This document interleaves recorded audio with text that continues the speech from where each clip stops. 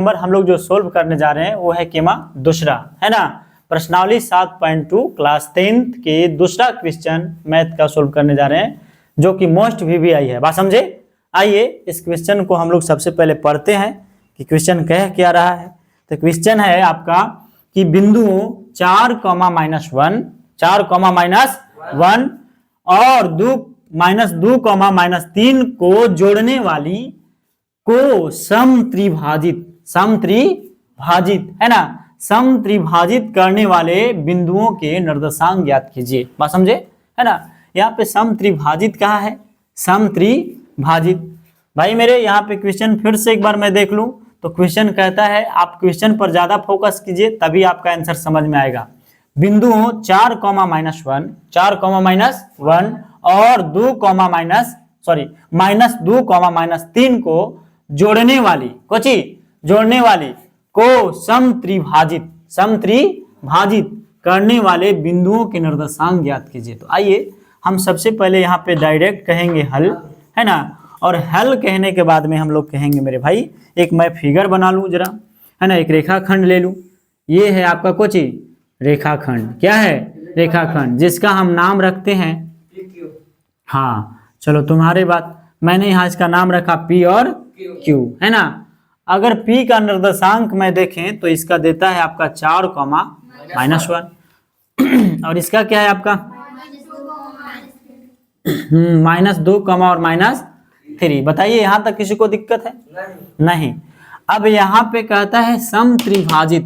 समत्रिभाजित का मतलब होता है समत्रिभाजित, है ना। 1 2 कितना हो गया 3, 1 2 3 कितने में बट गया खंडे 1 2 3, इसी को बोलेंगे समत्रिभाजित। सम माने बराबर, त्रिभाजित मतलब 3 बराबर भागों में बांटना। बात समझे। तो कितने बराबर भागों में बांट दिया 3। इसका हम निर्देशांक कहें तो R, है ना, और इसको क्या कह दें PQR, इसको कह दें S। बात समझे।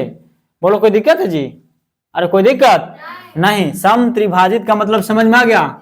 सम मतलब बराबर और त्रिभाजित मतलब 3 बराबर भागों में उसको क्या कर देना है, काट देना है। 1 2 3 3 रेखाखंड, ये 3 भागों में क्या हो गया, बट गया।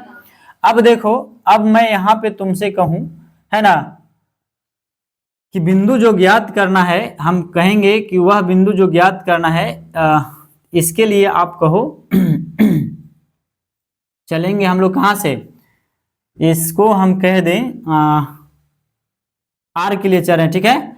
तो यहाँ पे हम कह देंगे कि माना, या फिर बोल दो डायरेक्ट, आप कह दो ना कि M1 बराबर, तो M1 बराबर यहाँ पे हो जाएगा, हम बिंदु R के लिए चलते हैं, ठीक है। यहाँ पे लिख देते हैं बिंदु R के लिए, ठीक है। R के लिए, किसके लिए चल रहे हैं, R के लिए। तो R के लिए हम जब चलते हैं तो M1 की चर्चा करते हैं, तो M1 बराबर कितना हो जाएगा, तो M1 बराबर हो जाएगा 1। M1 बराबर क्या हो जाएगा 1, और M2 बराबर क्या हो जाएगा, तो M2 बराबर हो जाएगा 2। अब कहोगे सर ऐसे कैसे हो गया, है ना, M1 और M2 आप कहाँ से लिख दिए। तो भाई मेरे यहाँ पे इधर कितना खंड है, इधर कितना खंड है, 1 है इधर, है ना, इधर 1 है, और इधर कितना है 2, इधर 2 ना जी, इधर कितना है 2 है। तो इसलिए M1 बराबर, हम बिंदु R की चर्चा है, तो यहाँ से यहाँ तक तो 1 ही है ना, तो इसलिए इसका M1 कितना हो जाएगा 1 होगा, कितना होगा 1। ठीक उसी प्रकार से यहाँ देखो 1 और कितना है 2, तो अब यहाँ से यहाँ तक आप देख रहे हैं तो 2 है, तो इसलिए M2 क्या हो जाएगा 2। बात समझे। यानी इसकी चर्चा यहाँ से यहाँ तक है, ये है आपका M2।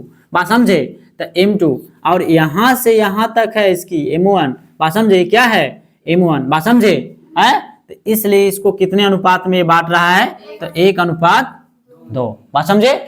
बात समझ में अब आ गया, कोई दिक्कत है नहीं। तो यहाँ पे बात समझ में आ गया, है ना। तो अब कहो कि सर x बराबर हम क्या कहेंगे, वही विभाजन सूत्र लगा देना है। कौन सा सूत्र, हाँ विभाजन सूत्र। तो विभाजन सूत्र बराबर आप जानते हैं कि x बराबर क्या होता है, formula x1 m2 plus x2 m1 बट्टा m1 प्लस m2, यही होता है ना जी। चलिए बढ़ाएं आगे, चलेगा। चलो भाई, अब हम कहेंगे कि x1, तो x1 है कितना, x1 है कितना 4 है, गुना m2 है कितना, तो m2 सर 2 है ना, और प्लस है तो प्लस x2 क्या है आपका, यहाँ पे आपको लिख देते हैं, इसको बोलेंगे x1, इसको बोलेंगे y1 और इसको बोलेंगे x2 y2। आपको लिखने से पूरे स्पष्ट समझ में आते हैं, बात समझे। अब बताओ x2 कितना है, -2 है, तो ऐसे -2 लिख लो। यहाँ कोजी का चिन्ह छुपल है, गुना m1 है कितना 1 बट्टा में 1 + 2 है ना, यानी m1 का मान 1 और क्या कोई दिक्कत है जी, नहीं, बराबर है ना। चलो बहुत बढ़िया, 1 + 2। अब आओ इधर, आओ इधर बढ़ते हैं हम लोग, है ना। चलिए देखिए, अब इसको कैलकुलेशन तो 4 दूनी के बराबर 8, ये प्लस माइनस क्या हो जाएगा माइनस, और 2 से 1 में गुणा करेंगे 2 बट्टा में जी 3, 8 में से 2 जाएगा 6 बट्टा 3, 3 दूनी के 6, यानी x बराबर कितना आ गया जी, हाँ x बराबर कितना आ गया 2। ठीक, पुनः उसी प्रकार से हम आगे ज्ञात करेंगे, पुनः कहेंगे, पुनः क्या कहेंगे तो y बराबर कहेंगे। तो y बराबर फॉर्मूला हम लोग क्या जानते हैं, y1 m2 + y2 m1 बट्टा m1 + m2। बोलिए कोई दिक्कत है, नहीं कोई दिक्कत नहीं होना चाहिए आपको। आप कहोगे सर m1 का मान है कितना, तो -1 क्या है जी -1 गुणा m2 कितना है जी, तो m2 2 है सर, 2 है ना जी। चलिए बहुत बढ़िया। अब क्या कहेंगे, प्लस है तो प्लस लगाएंगे। अब कहेंगे y2, तो y2 कितना है बोलो जल्दी से, हैं हाँ y2 कितना है, यस -3 है, तो यहाँ पे लिखेंगे -3। फिर क्या लिखेंगे, गुना m1 बोलो 1, यहाँ हो जाएगा 1 + 2। चलो आ जाओ, 2 से 1 में गुना होगा -2 है ना, फिर प्लस माइनस 3 से 1 में गुना होगा 3 बटवा में 3, समझ गई ला। अब बताओ 3 2 5 -5 बटा में 3, यही होगा ना। चलिए, तो r जो हमको बिंदु मिला जी, r जो मिला हमको, r जो मिला r, वो क्या मिल गया आपका, एक बार देख लीजिए कैलकुलेशन कहीं गलत नहीं ना है।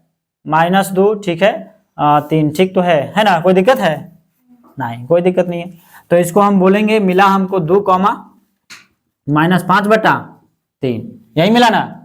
ठीक उसी प्रकार से अब हम लोग ज्ञात क्या करेंगे, तो एक बिंदु और है जो ज्ञात करना है हमको, S पहुंची S है ना।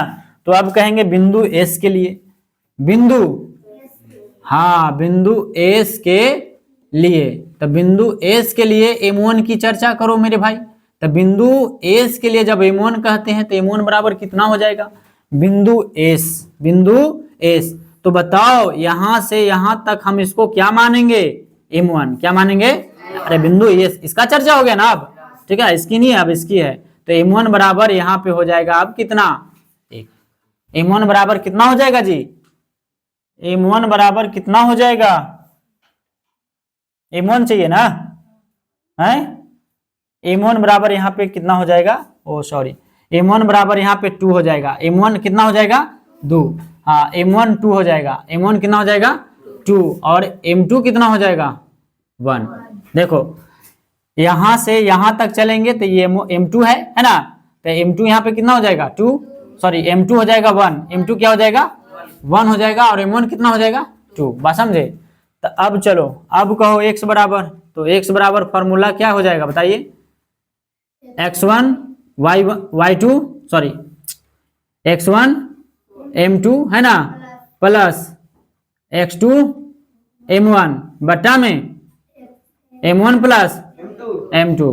चलो x1 के मान बताओ फट से, x1 के मान कितना है 4 है, 4 गुना m2 के मान बताओ, m2 के मान कितना है 1 है, प्लस x2 का मान बताओ, तो x2 है कितना -2 है ना, -2, फिर क्या है m1 कितना है जी, m1 2 है ना, बट्टा में क्या हो जाएगा 2 + में 1, यही ना, यानी m2 का मान 2 + में 1। अब कहोगे तो सर 4 एकम 4 और प्लस माइनस क्या हो जाएगा माइनस, तो दूनी के 4 और बटवा में 3, घटाएंगे तो क्या आ जाएगा जी 0 बटा में 3, यानी x बराबर क्या आ जाएगा 0, क्या आ जाएगा 0। बोलो यहाँ तक किसी को दिक्कत है, अरे कोई दिक्कत है, इधर मैं पेज ले लूं, इधर ले लेता हूं, इधर ले ले बच्चा, चलो कोई दिक्कत, ठीक है।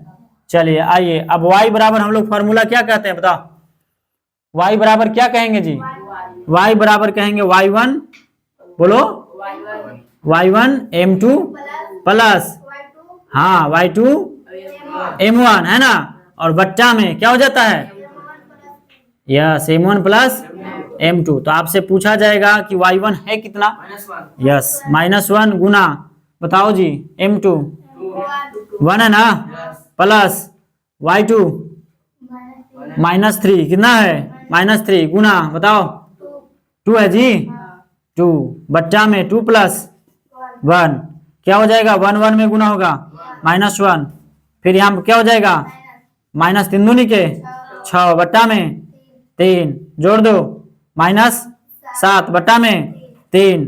तो y बराबर क्या आ गया आपका, -7 बटा 3, कटेगा नहीं ना। तो बिंदु जो आपका एस मिला वो कितना मिल गया जी, एस हो गया आपका कितना कितना, तो ये हो गया 0, कितना हो गया 0, -7 बटा में 3, यही हो जाएगा आपका आंसर यहाँ तक।